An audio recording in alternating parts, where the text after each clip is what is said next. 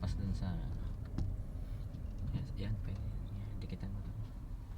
Wala ka naman babayaran dyan pag nabangga yan. Dikit pa ba? Ito. Yan, okay. Yan, brake. Stop. Huwag mong banggain yung bakal ha. Kasya, di ba?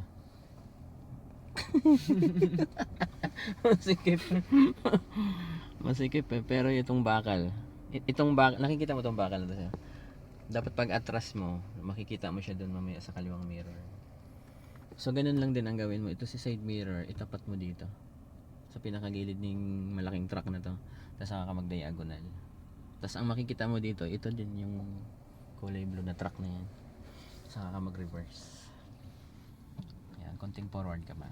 Hindi lang, kahit i-free wheel mo lang. Yan, stop. Full turn. Pwede na yan, full turn. Andar naman yun. Tingnan mo pag lumabas yung blue na truck. Stop. Brake ka. Stop. Ayun o. Pwede na yan. Ganyan. Nakita mo na ba? Okay. Reverse ka ngayon. Full turn sa right. Ito medyo patiwarik to. Ayan. Clutch down. Reverse. Batay ka ngayon. Gas ka lang. Hintayin mo yung nakikita mo niya. Sarahin. Oops, namatay. Yan, neutral ka muna. Okay, start. Yan. Basta yan sir, hintayin mo yung lumabas dyan sa kaliwang mirror mo pag reverse mo. Okay, sige, atras ulit. Mukhang kulang pa sa pahinga yung paa mo. Okay, gas mo lang. Control. Parang gagaya yung ginagawa mo kayo sa traffic.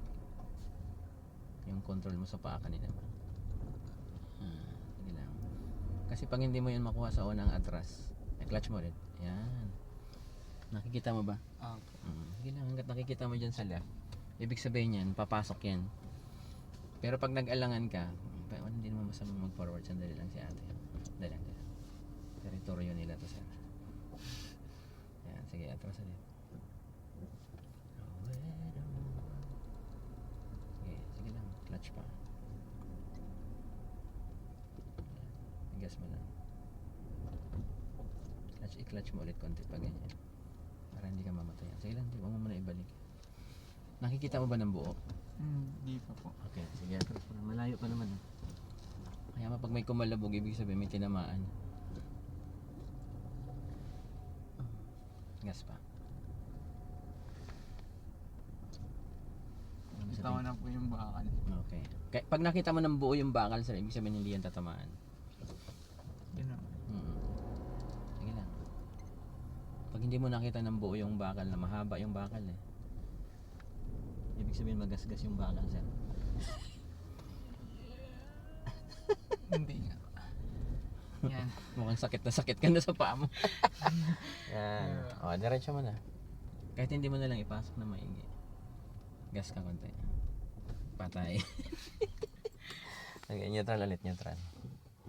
Kasi ano to start tapos neutral start. Ito hindi to kagaya ng ibang kotse na clutch start. Siya neutral siya. Sakit sa paa yan. Ito yung hindi maganda sa parking, yung paganyan, paakyat. Ganyan nga po sa bahay. Nahirapan ako. May ganun po. Okay.